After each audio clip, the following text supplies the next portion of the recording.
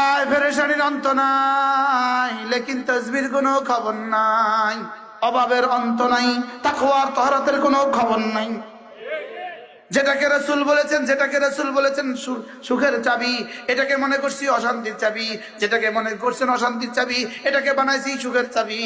একজন সাহাবী রাসূলের কাছে এসে বললেন, ইয়া রাসূলুল্লাহ, আমি বড় অভাবী, আমার অভাব দূর হয় না, আছেননি কেউ আমার?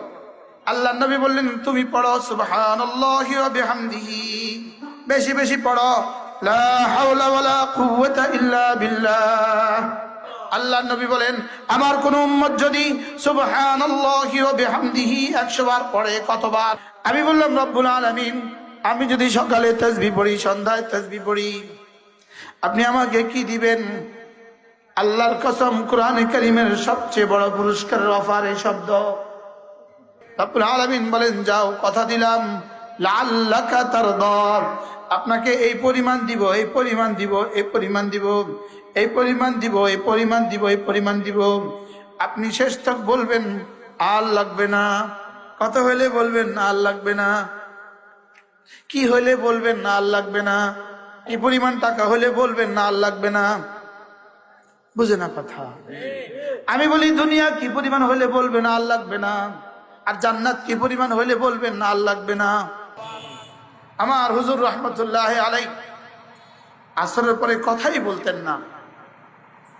যদি কেউ কিছু বলতেন, জিজ্ঞেস করতেন, তো হুজুর বলতেন, শুনো, এখন তো তাসবিহের সময়, এখন কথা বলার সময় নয়।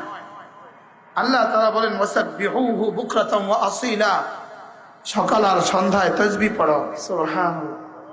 এই কথাটাকে আল্লাহ তাআলা আরো নির্দিষ্ট করে, ফাসাব্বিহ বিহামদি রাব্বিক ক্বাবলা তুলুইশ শামসি ওয়া ক্বাবলা গুরুবিহা।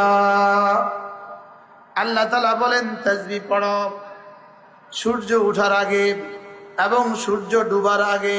এটাতে কি আর কোনো অস্পষ্টতা আছে?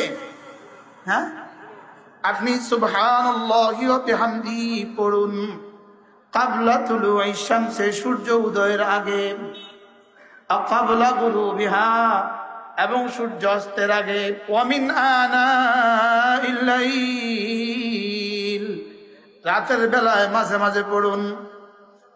হ্যাঁ, যদি ফি বলতো, কোন রাত কেউ আর ঘুমাবার সুযোগ ছিল না। একটা বর্ণ যদি ফি বলতেন, কি ফি, কি বলতেন? ফি বললে রাতে আর কেউ ঘুমাতে পারতাম না, সারা রাত তাসবিহ পড়তে হইতো। লেকিন রব বড় মেহেরবানি করে ফির পরিবর্তে মিন বলেছেন। মিন মানে মাঝে মাঝে পড়ো, ফি মানে